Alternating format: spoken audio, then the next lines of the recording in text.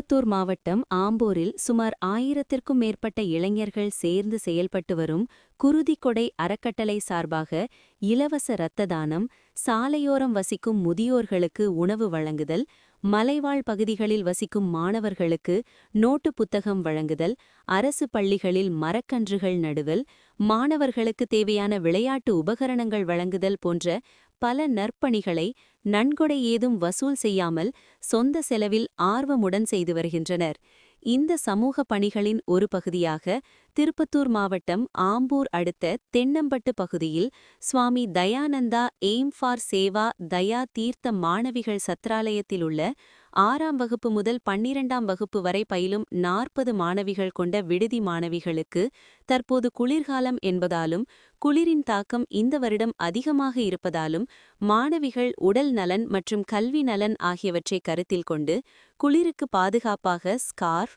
துண்டு, ஸ்வெட்டர், பேனா, காலை சிற்றுண்டி, இனிப்புகள் ஆகியவை குருதிக்கொடை அறக்கட்டளை சார்பாக வழங்கப்பட்டது.